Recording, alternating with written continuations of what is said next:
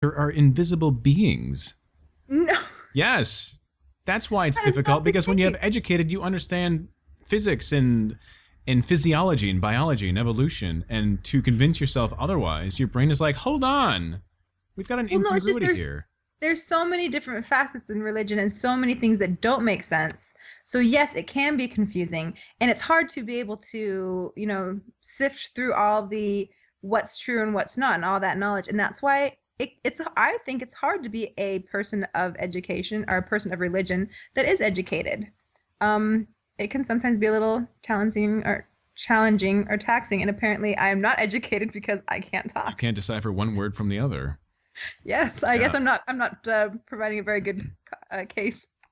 So 53% of Protestants, the article continues to go on, could not identify Martin Luther as the man who started the Protestant Reformation. Now that is really sad. 45% of Catholics, which is the faith in which I was raised, did not know that their church teaches that the consecrated bread and wine in Holy Communion are not merely symbols, but actually become the body and blood of our Lord Jesus Christ. 45% of Catholics did not know that. What I want to take away from this, not only the fact that atheists are on top, So as they should be. you want to learn something from this. Well, no, the point I want to, Does this mean you have an open mind? So no, you don't want to learn I don't anything. want to learn anything from this. No, Okay. I often enter into either debates with fellow believers, or I watch a lot of lectures between an atheist and a believer, or read a lot of blogs and things. And believers want to point out that we atheists don't know what we're talking about. The believers try to tout the tenets of their faith and the dogma. Oh, I don't believe Uh, that. where have you been? Have you read or No, I seen? mean, No. But my point is, the polls clearly show that they have no idea what they're talking about. They don't even know the basic foundations of their own religions. So well, of how course can they they have to. pretend to even argue on what's Well, true of and what course they isn't? have to. Of course they have to undermine you because you're challenging who they are and what they Uh-huh. believe in. Well, And if you don't, if you don't know how to think, that's a hard thing to handle. yeah, the church doesn't like thinkers. We know that. Well, some religions don't stress education as much, which is unfortunate. What is the I've mentioned this before. What is the one thing we take from the book of Genesis? What can we not do with the tree of knowledge? What does it stipulate? What is God's instruction to the first two human beings he ever created? Do not, under any circumstance, eat from the tree of knowledge. And what do? Uh, They ate from it. And what happens? God was like, oh, you did it now. Now, Eve, guess what? Childbirth is going to be a bitch. This is going to hurt. I'm going to make you squeal and squirm because you decided to gain a little knowledge. What kind of message is that? Are we going to get all doctrinal now? We are. I thought the whole purpose of this was to fight, not to not to talk about doctrine. I talk about Dr. No. Well, we don't have to. Going on even from this, there was another, just again, keeping on the task of stupid people and ignorance that continues to somehow exist in this country. The Galileo was wrong conference that's Oh coming up. boy. This thing, we actually agree on this one. And this Oh, one of the few things on which we agree, but we do agree. there's a couple. There's maybe three things that we agree on. Yes, you have great hair. Thank you. Thank you. So All anyway, right, so there's back this to the yeah, conference. the first annual Catholic conference on geocentrism. It's going to be November 6th, Sunday, November 6th. Oh, I'm sorry, Saturday, November 6th, 2010 in South Bend, Indiana. The registration opens at 7:45 a.m. Conference begins at 8:30 and concludes at 10:30 p.m. This is it. You're giving him a little plug here. Yeah, well, because I want people to go to this is why. If anybody is in South Bend, I know there's a lot of really smart Notre Dame students in the area. If you get a chance to go to this lecture, please, for my benefit and for Sarah's benefit and for the sake of the world, go to this thing. It's $50 to get in. It looks like they feed you. There's a dinner break. But the whole point, I'll read the premise of this thing, the idea. Galileo was wrong is a detailed and comprehensive treatment of the scientific evidence supporting geocentrism, the academic belief that Earth is immobile in the center of the universe. Garnering scientific information, which I'd really love to see, from physics, astrophysics, astronomy, and other sciences, Galileo was wrong shows that the debate between Galileo and the Catholic Church was much more than a difference of opinion about the interpretation of Scripture. Scientific evidence available to us within the last 100 years that was not available during Galileo's confrontation, shows that the church's position on the immobility of the earth is not only scientifically supportable, but it is the most stable. The most stable How model. could they have printed that? I don't know. The most stable model of the universe, and the one which best answers all the evidence we see in the cosmos. That is just garbage. It would take a child like 5 seconds to disprove or refute any of the claims that could possibly be made at this conference. And these are people that they have a lineup of various guest lecturers, supposed top people in their fields.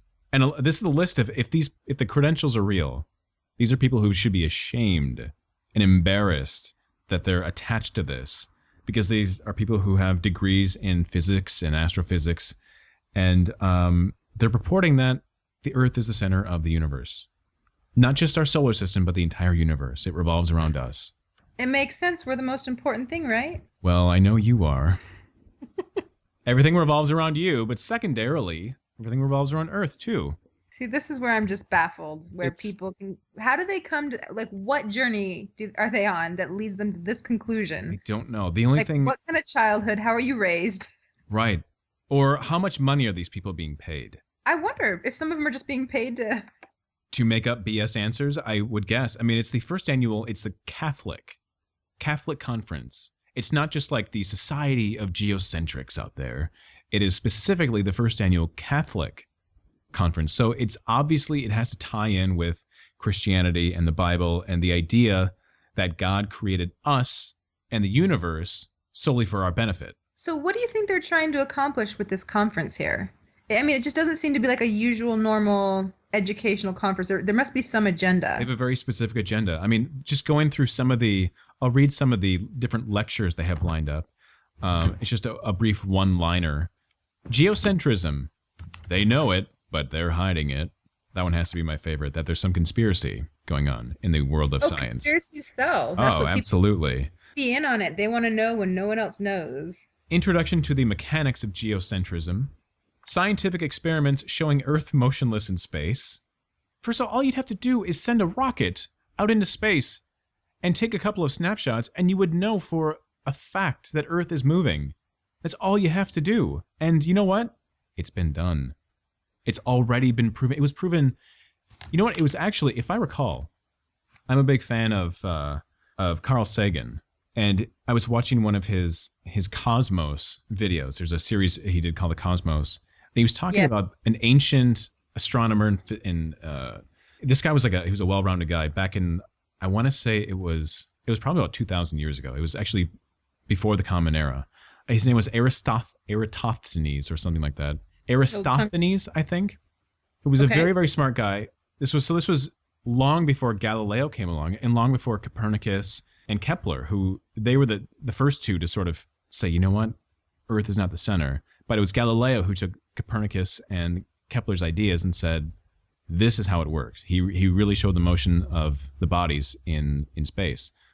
But Aristophanes, I'm not going to say that right. Somebody correct me, please.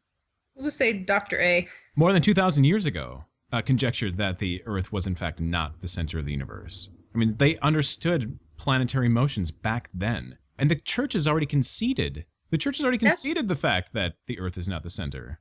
See, I wonder what the church's stance is on this conference if they would support it, because I don't think the Pope has already, he's made claims. I mean, they believe in evolution. They, of course, believe that God started it, or God is the... Well, they have to. I mean, what type of... Because there's... Exactly. Otherwise, everybody would leave the church. Well, you can't refute something that's so... Yeah, so obvious. So they already have laid claim that they believe in evolution. And also, I thought this was interesting. The Pope does think that life is supported on other planets within our universe. So clearly meaning that we are not the hub. So those two facts alone, plus the fact that the church conceded and said Galileo was right. I mean, long ago. That's why I'm wondering what the agenda is. What the motivation for them to try to overturn this is. It doesn't make any sense. To be in the face of such, scientific facts and evidence, you either have to be stupid or evil. I don't know. Something's really... One or the other. And I think they're probably both. If they represent the Catholics... No, we're not picking... Sorry, one of my fans is calling. Oh, my gosh. Tell them you gotta wait. You're live on the air. Oh, maybe we could take caller questions. I'm Oh, sure they'd have a good one. If we could, that would be great, actually. If we could, maybe if we can do a some sort of webcast at some point, if we can do a live show, I think that would be really interesting. I think we'd scare them away though in the first few minutes. You think so? I'd be scared. I don't even want to join this show sometimes. It's not a very warm, inviting. Every time I environment. see that we have to record, I'm like, oh, I don't know. You know, it's so funny because you say you have your little massaging thing for your feet. Do My little stress. I have on my screensaver a nice little cuddly koala from a picture I took from when I was in Australia. And I just stare at it as we talk, and it just mellows me out. see little warm fuzzies inside. Little warm fuzzies. Yes. Love it. I love that we need this because we stress each other out.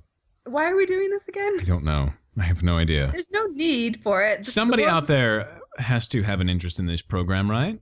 The world is not going to be a better place because of it. Anybody? I think when I do post-production, after I ask that question, I'm going to have the sound of crickets chirping in the background. Like, no problems are solved. Nothing's better off. Hold on, let's try this.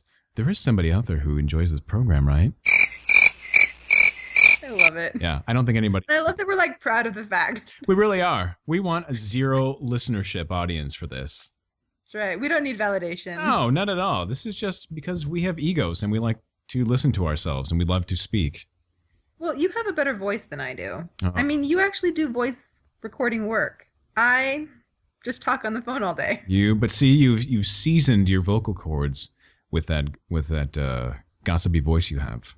Or I've worn them out, one You've or worn the them other. out. Were you or were you not told that you have a very sing-song voice? Yes, by one person out of how many hundreds that I've talked to? Well, but it's only that one person. Once told me. You never know. She could have been a producer, big-time radio station or something. I think she was a producer of some small-town podunk radio show. So what did she say? How did the conversation go? She's like, I called her up, and she's like, oh, I remember you, darling. You have a very sing-songy voice. And I said, why, yes, I do. Why, yes, I do. And then she hung up on me. Wow. Surprise, surprise. So I tend to have the same reaction every time. that is the one and only compliment I have ever received about my voice. That's it? Now my hair. The hair, on the other hand, it is That's another defined. story. I have good hair. What about your eyes? Let's just go through every body part. Wait, what kind of show is this? What are we doing? And on that note, we should wrap things up for this podcast. Once again, thanks for joining us. This is The Mormon. Yes? I was going to say, can you edit out that last part? No, we're keeping that in. Crap. This is The Mormon and the Atheist podcast. Find us once again at mormonandatheist.blogspot.com. You can find us on iTunes. You can send us your hate mail, your love mail, photos of your kittens at mormonatheist@yahoo.com. Or please follow us at mormonnatheist on the Twitter. This is David. And your lovely Sarah. We will talk to you next time. Bye now. Bye-bye.